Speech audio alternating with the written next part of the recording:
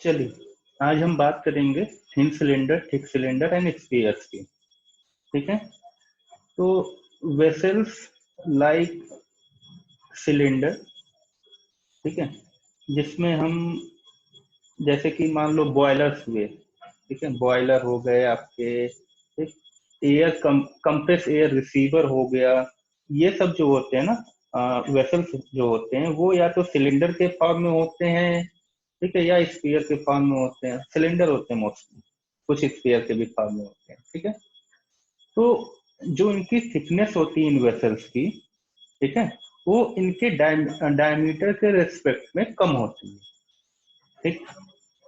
अब डायमीटर वाल, अब जो इनका वाल होता है सिलेंडर का और स्फीयर का, ठीक है, जो इनका थिकनेस होता है वो इनके इंटरनल डायमीटर के रिस्पेक्ट में कम होता है, काफी कम होता है। ठीक है। तो इनके थिकनेस ऑफ वॉल, ठीक, और इंटरनल डायमीटर पे हम इसको क्या करते हैं, क्लासिफाई करते हैं सिलेंड्रिकल वेसल को। ठीक। तो हम कह रहे हैं, हमारा पहला टॉपिक जो है वो ये है कि हम कह रहे हैं कि if the thickness of the wall of cylindrical vessel is less than 1/20 of its internal diameter, the cylindrical vessel is known as thin cylinder। ठीक है। जो भी सिलेंड्रिकल वेसल यूज कर रहे हैं हम, ठीक है, वो क्या कर रहा है, स्टोरेज के लिए यूज हो रहा है। स्टोरेज मतलब फ्लूइड के स्टोरेज के लिए, गैस के स्टोरेज के लिए हम यूज कर रहे हैं। ठीक है। और हम कह रहे हैं कि अगर थिकनेस ऑफ वॉल, यानी कि वॉल की थिकनेस जो है सिलेंड्रिकल वेसल की, अगर वो 1/20 times of its internal diameter के लेस है, कम है, ठीक, तो वो हमारा कहलाएगा थिन सिलेंडर। या हम अगर अपने दूसरे मैथमेटिकल वर्ड में कहें कि ratio of thickness of wall to the internal diameter is less than 1/20, then the cylinder is a thin cylinder. ठीक है। यानी कि अगर रेशियो 1/20 से कम आ रहा है तो सिलेंडर जो है हमारा वो थिन सिलेंडर कहलाएगा। ठीक है। अगर सपोज कीजिए कि ये जो रेशियो है थिकनेस और इंटरनल डायमीटर का, ये ग्रेटर देन आ गया 1/20 से, इसका दो ही केस होंगे, या तो लेस देन आएगा या तो ग्रेटर ग्रेटर देन आएगा। तो अगर ग्रेटर देन आ गया तो वो सिलेंडर हमारा क्या कहलाएगा, the cylinder is A thick cylinder. ठीक है। यानी कि हम क्या कर रहे थे, हम हमारे पास कुछ सिलेंड्रिकल या स्पेयर वेसल्स थे, ठीक है, जैसे बॉयलर हो गया, कंप्रेस एयर रिसीवर हो गया। ठीक। इसका हम कहाँ पे यूज कर देते हैं, हम इसका यूज कर देते हैं अपने स्टोरेज के लिए। स्टोरेज मतलब किसके लिए, किसके स्टोरेज के लिए, फ्लूइड के स्टोरेज के लिए, गैस के स्टोरेज के लिए हम यूज कर रहे थे। ठीक है। तो इसका जो वॉल की थिकनेस थी, ठीक है, वॉल की थिकनेस और इंटरनल डायमीटर में हम कंपेयर अगर करते हैं तो वॉल की थिकनेस वो काफी कम होती है इंटरनल डायमीटर की। ठीक। तो हमने कहा कि अगर वॉल ऑफ थिकनेस और इंटरनल डायमीटर का हम रेशियो निकालें और वो रेशियो 1/20 से कम आ रहा है, ठीक है, 1/20 से कम आ रहा है, तो वो ऐसा सिलेंडर जो है हमारा वो कहलाएगा थिन सिलेंडर। और अगर वो रेशियो T/D ग्रेटर देन आ रहा है 1/20 से, तो वो हमारा कहलाएगा थिक सिलेंडर। ठीक है। अब हम आते हैं कि thin cylinder vessel subjected to internal pressure. ठीक है। Internal pressure. अब देखिए यहाँ से हम थोड़ा सा आगे बढ़ रहे हैं, हम अब बात कर रहे हैं केवल थिन की बात कर रहे हैं, थिक सिलेंडर की हम बाद में बात करेंगे। ठीक है। तो हम कह रहे हैं कि एक थिक सिलेंडर वेसल वेसल हमने लिया, ठीक है, और उसमें हमने क्या किया, फ्लूइड को स्टोर किया अंडर प्रेशर। ठीक। अब सिलेंड्रिकल वेसल है, फ्लूइड हम स्टोर कर रहे हैं, तो क्या होगा, अगर सिलेंड्रिकल वेसल है और फ्लूइड हम उसमें स्टोर कर रहे हैं, तो उस फ्लूइड की वजह से एक प्रेशर एक्ट होगा किस पे, हमारे वॉल पे। ठीक है। वॉल किसके वॉल पे, सिलेंड्रिकल जो वेसल है उसके वॉल पे। ठीक है। अब यहाँ डायग्राम में मैंने दिखाया हुआ है कि ये जो वॉल है हमारी सिलेंड्रिकल वेसल जो यूज है हमारा, ठीक है, उसमें क्या हो रहा है, उसके जो हमारा ये आउटर वॉल है, ठीक है, उस पे हमारा इंटरनल प्रेशर जो है वो लग रहा है। ठीक है, कहाँ से, फ्लूइड अंडर प्रेशर, फ्लूइड की वजह से यहाँ पे हम क्या कर रहे हैं, पी लगा रहे हैं। ठीक, अब सिलेंड्रिकल था, ठीक है, ये सिलेंड्रिकल है, तो अगर हम सेक्शन देख रहे हैं, ठीक है, अगर हम सेक्शन देख रहे हैं तो हम क्या कर रहे हैं यहाँ पे, अगर हम इसको बीच में से कट कर रहे हैं सिलेंडर को, ठीक है, और उसका सेक्शन अगर देख रहे हैं तो हम कह रहे हैं वो हमें दिख रहा है एज ए रेक्टेंगल। ठीक है, और अगर हम कह रहे हैं कि उसको हम बीच में से कट कर दिए सिलेंडर को, तो हमारा यहाँ पे क्रॉस सेक्शन हमारा क्या दिख रहा है, इस एक्सिस पे, कहाँ गया माउस,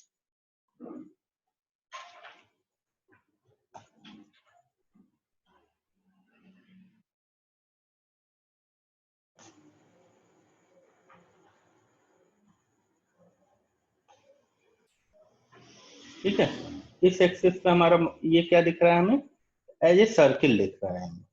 ठीक है, एज ए सर्किल हमारा दिख रहा है ये वाला। अब हम कह रहे हैं कि कुछ नहीं करना है, हम कह रहे हैं कि डी जो है हमारा, ये डी जो है, ठीक है, हम एक यहाँ पे व्यू दिख रहे हैं, व्यू को हमने ऐसे बनाया हुआ रेक्टेंगल की तरह। डी जो है हमारा internal diameter of thin cylinder है। ठीक है, internal diameter of thin cylinder ऐसे होगा पूरा सिलेंडर, ठीक है ना, ऐसे। अब उसका डायमीटर जो है वो हमारा स्मॉल डी है, और वॉल की थिकनेस जो है हमारी वो क्या है, टी। ठीक है, सिलेंडर हमारा 3 डायमेंशनल वाला डायग्राम है, कोशिश यहाँ पे मैं कोशिश कर रहा हूँ उसको 2 डायमेंशन में दिखाने। ठीक, अब P क्या है हमारा, इंटरनल प्रेशर है, किसकी वजह से, फ्लूइड की वजह से, internal pressure of the fluid. ठीक है, अब इसके बाद क्या हो रहा है हमारा, यल, यल क्या है हमारा, लेंथ ऑफ सिलेंडर। ठीक है, लेंथ ऑफ सिलेंडर। और जब हम इसका ये दूसरा व्यू देख रहे हैं तो हम कह रहे हैं कि यहाँ पे डायमीटर डी हमारा था ही, तो हमारा डायमीटर डी है, और ये जो हम दिखा रहे हैं, ठीक है, शेडेड पोर्शन, वो हम जो हमारा वॉल था उसकी थिकनेस हमारी क्या है, स्मॉल टी। ठीक है, तो 2 व्यू हमने यहाँ पे देखा।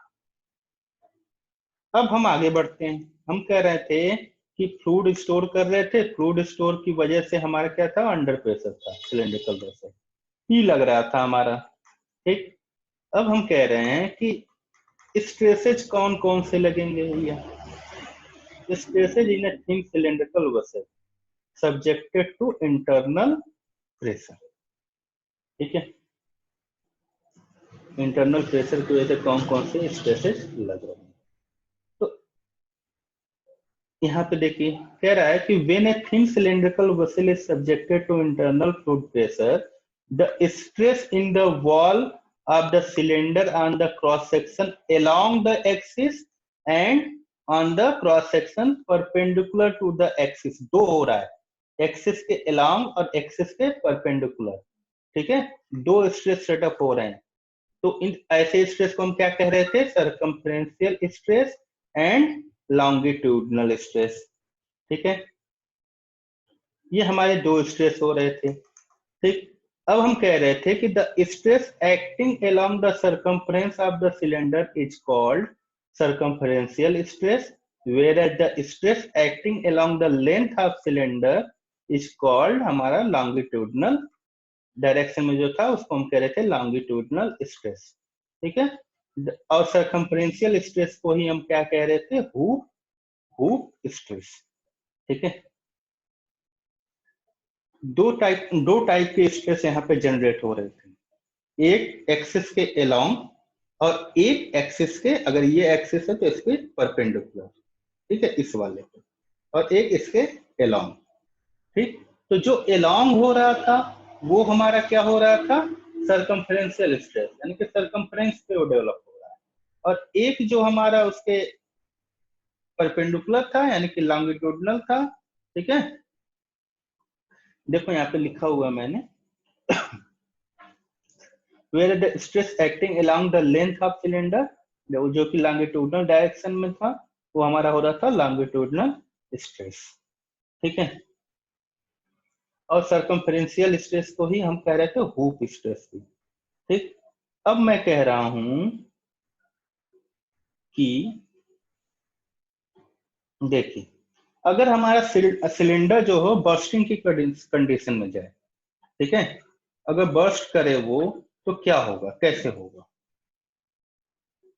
हम दो टाइप से इसको बर्स्टिंग की कंडीशन दिखा रहे हैं, ठीक है। एक यहाँ पे, एक मिनट लग रहा है शेयर नहीं हुआ आप लोग को।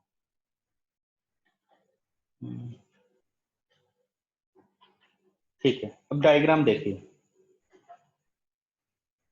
एक पहली कंडीशन थी हमारी, ठीक है, और ये हमारी दूसरी कंडीशन।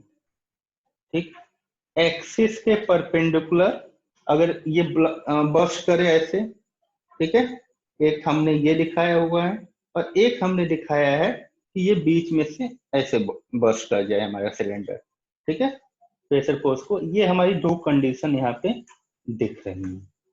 ठीक, तो अब देखो यहाँ पे, ये जो इसके अलोंग होगा ना, इसके अलोंग, ये हमारा होगा लॉन्गिट्यूडनल वाला, ठीक है। और यहाँ पे ये शो नहीं कर रहा है, यहाँ पे जो इसके अलोंग होगा, ठीक है, ये हमारा जो होगा वो सर्कमफ्रेंशियल में आएगा। ठीक, अभी इसको डिटेल में हम लोग देखेंगे, मैं यहीं पे दिखाता हूँ एक बार आपको।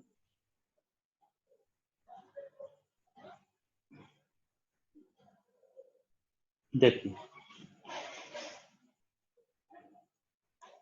ये जो बर्स्टिंग के बाद हमने एक पोर्शन लिया है आधा वाला नीचे वाला, ठीक है, ये जो इसके अलोंग हो, इस पे हो रहा है, ठीक है, इस क्रॉस सेक्शन में जो शेडेड दिख रहा है, ठीक है, वो सर्कमफ्रेंशियल हो रहा है, उसके सर्कमफ्रेंस पे हो रहा है, ठीक है। और ये जो दूसरी कंडीशन में आपको दिखा रहा हूं, ठीक है, ये वाला, ये सर्किल वाला जो इसके इस पे हो रहा है, वो हमारा हो रहा है लॉन्गिट्यूडिनल स्ट्रेस। ठीक, अब हम बात कर रहे थे किसकी आते हैं अपनी पुरानी चीज पे। हम कह रहे हैं कि हमने दो स्ट्रेस देखा, एक हमने देखा सरकमफ्रेंस और एक देखा हमने लॉन्गिट्यूडिनल स्ट्रेस, ठीक है। सरकमफ्रेंस को ही हम कह रहे थे हुप स्ट्रेस भी, ठीक है, क्या कह रहे थे, हुप स्ट्रेस।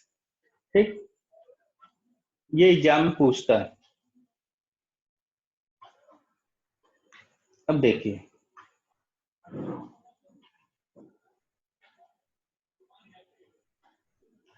हम बात कर रहे हैं सरकमफ्रेंशियल स्ट्रेस या हुप स्ट्रेस की। अब हम कह रहे हैं कि consider a thin cylindrical vessel subjected to a internal fluid pressure. The circumferential stress will be set up in material of the cylinder. Material cylinder के material में हो रहा है ये stress, ठीक। If the bursting of the cylinder take as shown in figure, ठीक है। कह रहा है कि हमने एक सिलेंड्रिकल वेसल लिया, ठीक, जिसमें इंटरनल फ्लूइड प्रेशर की वजह से इंटरनल प्रेशर हमारा हो रहा है कि अब उसमें सरकमफ्रेंशियल स्ट्रेस डेवलप हो रहा है, इंड्यूस हो रहा है सिलेंडर में। कब, जब हमारे फिगर में दिखाई हुई अनुसार उसमें बर्स्टिंग की कंडीशन आ रही है, ठीक है। अब देखिए,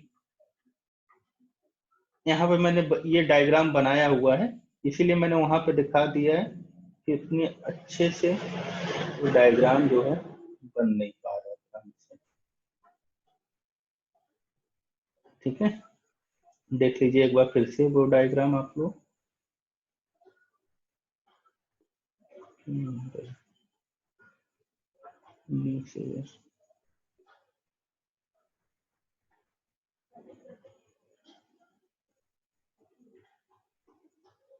हाँ, ये वाला डायग्राम, ठीक है, ये वाला डायग्राम बर्स्ट कर रहा है इस कंडीशन पे और हमने ये बनाया हुआ था। अब हम आते हैं अपनी पुरानी चीज पे, कहाँ पे, जहाँ पे हम डेरिवेशन अपना कर रहे थे। देखिए, ये हम कर रहे थे, हमने कहा कि P हमारा इंटरनल प्रेशर ऑफ फ्लूइड था, D हमारा इंटरनल डायमीटर ऑफ सिलेंडर था, T हमारा थिकनेस ऑफ वॉल था, और सिग्मा 1 हम कह रहे हैं कि सरकमफ्रेंशियल और hook stress in the material है। ठीक है, जो सरकमफ्रेंशियल या हुक स्ट्रेस है हम उसको कह रहे हैं सिग्मा 1। ठीक, डायग्राम आपने देखा, वही डायग्राम यहाँ पे भी है। ठीक, ये सिग्मा 1 डेवलप हो रहा है, ये वाला, ये हमारा यल है, ये सिग्मा 1 यहाँ पे है, हुक स्ट्रेस जिसको बोल रहे हैं सरकमफ्रेंशियल स्ट्रेस, और ये हमारा टी है, थिकनेस। ठीक है, और ये हमारा डी है, और ये हमारा पी लग रहा है। ठीक, तो कहा जा रहा है कि bursting will be take place if the force due to fluid pressure is more than the resisting force due to circumferential stress set up in the material। ध्यान से देखिए इस लाइन को, कहा जा रहा है कि बर्स्टिंग कब कब होगा हमारे सिलेंडर में, जब फ्लूइड प्रेशर, फ्लूइड मतलब जो फ्लूइड हम स्टोर कर रहे हैं उसका प्रेशर हमारा जो है वो रेजिस्टिंग फोर्स, किसकी वजह से रेजिस्टिंग फोर्स डेवलप हो रहा है, सरकमफ्रेंशियल स्ट्रेस की वजह से। ठीक है, उससे ज्यादा हो जाए मटेरियल में, तब वो हमारा बर्स्ट कर जाएगा कंडीशन हमारा सिलेंडर। ठीक, यानी कि फ्लूइड प्रेशर हमारा क्या हो रहा है, मोर देन हो रहा है रेजिस्टिंग फोर्स से। ठीक, अगर हम लिमिटिंग केस की बात करें, हम कहें limiting case, in limiting case two forces should be equal. एक केस ऐसा पहुंचेगा लिमिट का जहां ज्यादा होने से पहले वो इक्वल होगा। ठीक है, उस केस की हम बात कर रहे हैं। तो हम कह रहे हैं force due to fluid pressure, fluid pressure की वजह से फोर्स क्या होगा, पी हम माने थे प्रेशर हमारा। ठीक है, फ्लूइड की वजह से, तो प्रेशर में एरिया हम मल्टीप्लाई कर दे जहां पे पी लग रहा है, तो हमारा फोर्स निकल जाएगा फ्लूइड प्रेशर की वजह से। ठीक है, तो पी इंटू एरिया, अब ध्यान दो यहाँ पी जो ये लग रहा है, देखो ये पी लग रहा है ना यहाँ पे,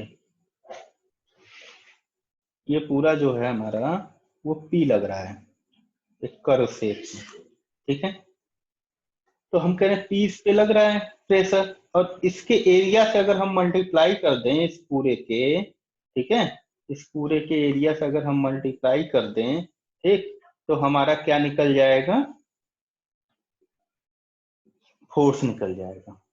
ठीक है, अब हम क्या कर रहे हैं, ये 3D डायग्राम है, हम कह रहे हैं मल्टीप्लाई करते हैं। ठीक, मल्टीप्लाई किए तो क्या हो रहा है, पी है, एरिया हमने कहा डी इंटू यल, एरिया क्या कहा, D into L, P is acting on projected area D into यल। ठीक है, जो प्रोजेक्टेड एरिया है डी इंटू यल, उस पे हम पी को लगा रहे हैं। ठीक, अब यहाँ पे बड़ा ही आपके दिमाग में आएगा कि क्या है ये, है ना, कैसे ये डी इंटू यल हो गया, रेक्टेंगल एज ए रेक्टेंगल लेंगे तभी डी इंटू यल हो। ठीक है, लेकिन लग रहा है इस पे। ठीक है, तो मैंने अभी बात की थी प्रोजेक्टेड एरिया की, प्रोजेक्टेड एरिया क्या होता है पहले ये जानिए। देखिए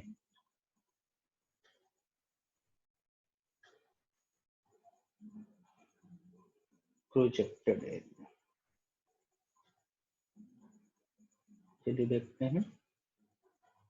देखिए प्रोजेक्टेड एरिया क्या होता है, projected area is a two-dimensional area measurement of a three-dimensional object by projecting its shape onto an arbitrary plane. This is often used in mechanical engineering and architectural engineering, civil engineering related field, especially hardness testing, axial stress, wind pressure and terminal velocity.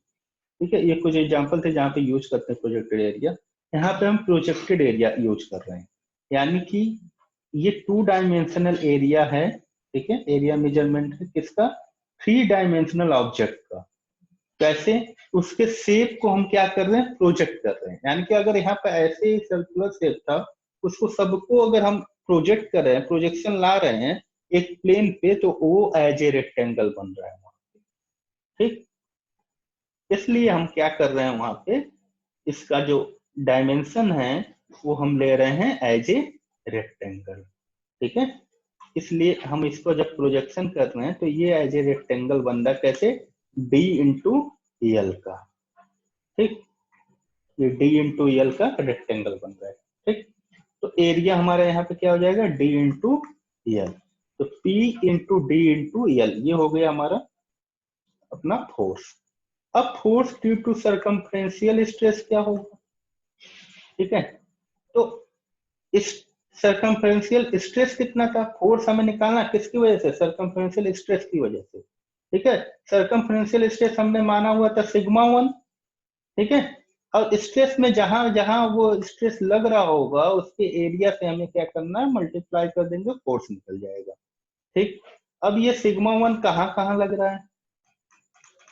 है ना, sigma 1 कहाँ कहाँ लग रहा है, देखो यहाँ पे लग रहा है, ये शेडेड पोर्शन पे लग रहा है, केवल केवल और केवल इस शेडेड पोर्शन पे ही लग रहा है हमारा। तो शेडेड पोर्शन की थिकनेस थी टी, ठीक है, और लेंथ है यल, तो ये क्या हो जाएगा, लेंथ हमारा क्या है यल, तो ये क्या हो जाएगा, यल इंटू टी प्लस यल इंटू टी, दो रेक्टेंगल बन रहे यल क्रॉस टी का, ठीक है। तो ये हमारा यहाँ पे क्या आ जाएगा, एरिया, एरिया आ जाएगा हमारा यल इंटू टी प्लस यल इंटू टी, ठीक है। अब ये आने के बाद हमारा क्या हो गया, सिग्मा 1 मल्टीप्लाइड बाई 2 यल, यानी कि 2 सिग्मा यल इंटू टी, ये हमारा इक्वेशन नंबर 2 आ गया, और ये हमारा इक्वेशन नंबर 1 था। और लिमिटिंग केस में ये force due to fluid pressure और force due to circumferential stress क्या था हमारा, दोनों इक्वल था। तो इक्वेटिंग 1 एंड 2 क्या हो जाएगा, P into D into L equal to 2 sigma 1 into L into T, ठीक है। यल से यल कैंसिल हुआ है हमारा, और यहां से हमारा सिग्मा 1 इक्वल टू क्या आ गया, पी डी अपॉन 2T, ठीक है। सिग्मा 1 हमारा टेंसाइल होता है नेचर में, ठीक, P D upon 2T sigma 1 की, यानी कि हुप स्ट्रेस की वैल्यू आ गई पी डी अपॉन 2T, ठीक है।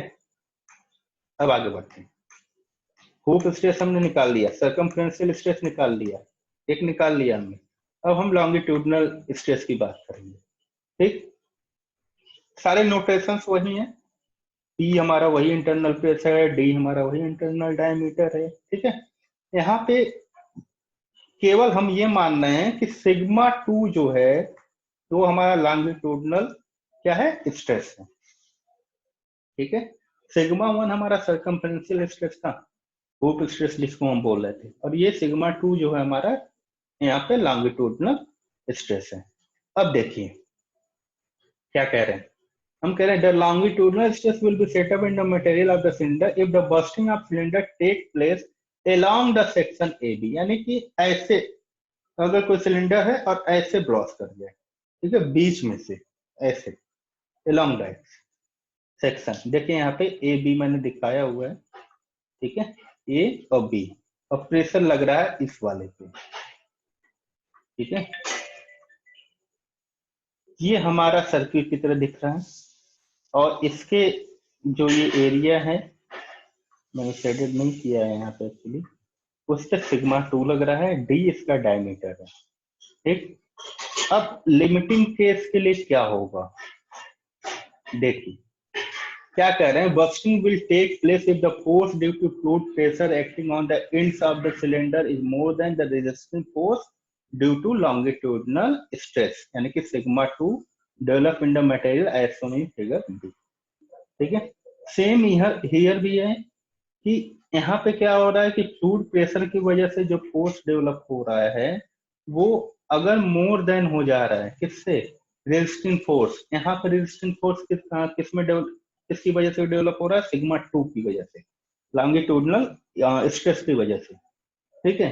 तो यहाँ पे क्या हो रहा है, अगर लिमिटिंग केस की बात करेंगे तो फिर दोनों इक्वल होंगे, अगर दोनों इक्वल होंगे तो क्या होगा, force due to fluid pressure, force due to fluid pressure, P multiplied by area on which P is acting, ठीक है, P multiplied by area on which P is acting, तो ये हमारा क्या हो जाएगा, P multiplied by pi by 4 D square, ठीक है। T multiplied by pi by 4d²। अब पाई बाई 4d² कैसे हुआ है बताओ भाई, पाई बाई 4d² कैसे हुआ?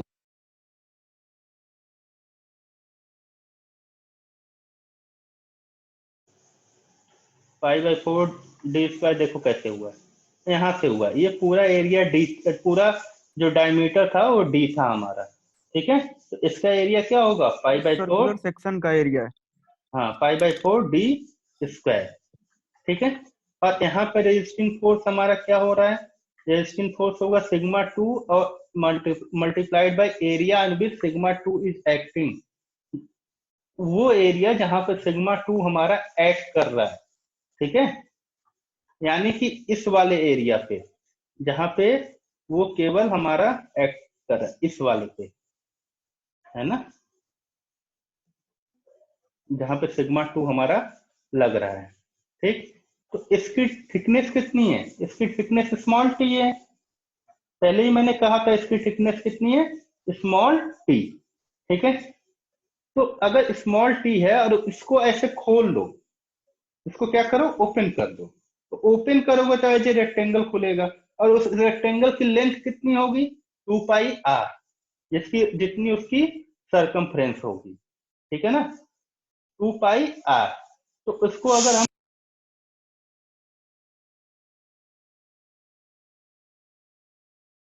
उसको अगर हमें करना हो डायमीटर के टर्म में, तो 2πr को पाई इंटू डी हो जाएगा, और मल्टीप्लाइड बाई जब थिकनेस कर देंगे तो क्या हो जाएगा, उसका एरिया निकल जाएगा, यानी कि pi D multiplied by T multiplied by σ2। ये हमारा आ गया रेजिस्टिंग फोर्स। दोनों ही सेम होंगे लिमिटिंग केस के, इक्वल करते हैं हम, ठीक है। इक्वल करते हैं तो क्या मिलेगा यहाँ से, लो भाई इक्वल करो, इक्वल कर रहे हैं तो क्या, इक्वल कर रहे हैं तो हमें मिल रहा है force due to fluid pressure equal to resisting force. तो फोर्स हमारा क्या निकला था, फोर्स हमारा निकला था यहाँ पे क्या, pi by P multiplied by pi by 4d², और यहाँ पे रेजिस्टिंग फोर्स में मिला था हमें σ2 multiplied by pi D into D, ठीक है। σ2 हमें चाहिए था, बाकी सब इक्वल करके इधर ले आओ, जो भी कट होना है कट कर दो, पाई पाई कट हो जाएगा, फिर बचेगा क्या, PD/4t। ये आया σ2 की वैल्यू, ये भी टेंसाइल नेचर में होता है, ठीक है। अब हम क्या कह रहे हैं, ये इसको हमने इक्वेशन बी कह लिया था, σ1 इक्वल टू जो आया था PD/2t, इसको हमने क्या कह लिया था, इक्वेशन नंबर ए, ठीक है।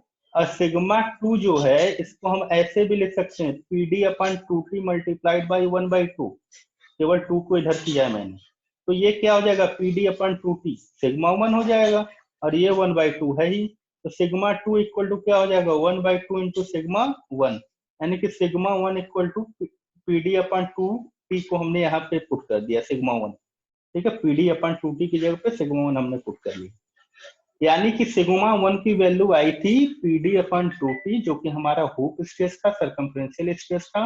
σ2 की वैल्यू आई है हमारी PD/4t, जो कि हमारा लॉन्गिट्यूडनल स्ट्रेस है। दोनों में जब हमने रिलेशन निकाला है यहाँ पे, तो हम ये देख रहे हैं कि σ2 जो है वो हमेशा ऑलवेज, ठीक है, वो क्या होगा, σ1 का हाफ होगा, ठीक है। तो यहाँ से हम क्या कह सकते हैं, longitudinal stress equal to half of the circumferential stress, यानी कि सिग्मा, उल्टा भी बोल सकते हैं, σ1 इज 2 टाइम्स ऑफ σ2, ठीक है। अब ये ध्यान रखिएगा कि ये प्रूव करने के लिए जब एग्जाम में आएगा तो यही कहेगा prove that longitudinal stress is half of the circumferential stress, या वो ये कहेगा prove that circumferential stress is the 2 times of longitudinal stress, ठीक है ना, ठीक। या ऐसे भी कह सकता है, कैसे कह सकता है, देखो उसके क्वेश्चन के ऊपर है, इस σ2 को वो यहाँ नीचे ले आएगा, ठीक है, और इस 2 को यहाँ ऊपर लेके जाएगा, तो क्या बनेगा यहाँ से, σ1 अपॉन σ2 इक्वल टू 2, ये तो बनेगा σ1 अपॉन σ2 इक्वल टू क्या हो जाएगा 2, ठीक है। यानी कि सिग्मा 1 इक्वल टू 2 सिग्मा 2, ठीक है। और अगर सिग्मा 2 इक्वल टू सिग्मा 1/2, यानी कि वो ये इस तरह से भी कह सकता है कि prove that the ratio of circumferential stress and longitudinal stress is equal to 2, ठीक है। इस तरह से डिफरेंट टाइप से पूछ सकता है, उल्टा कर सकता है कि कह दे कि सिग्मा 2/सिग्मा 1 इक्वल टू 1/2, ठीक है ना। तो आप ये ध्यान रखिएगा कि कैसे प्रूव करना है इसको। अच्छा, इसके बाद ये यहीं पे कंप्लीट होता है longitudinal stress and circumferential stress. इसके बाद हम चलते हैं किसके, मैक्सिमम शियर स्ट्रेस, ठीक है। मैक्सिमम शियर स्ट्रेस,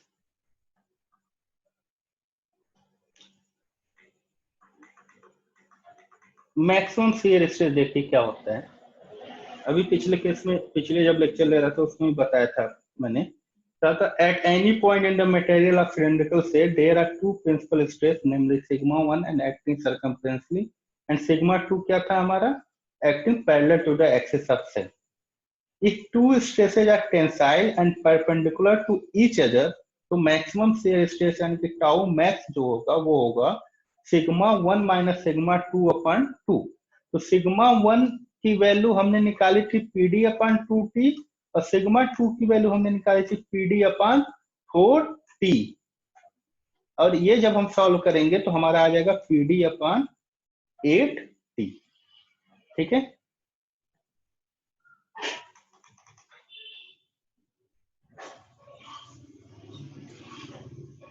ये हमारा हो गया मैक्सिमम शियर स्ट्रेस इस केस के लिए।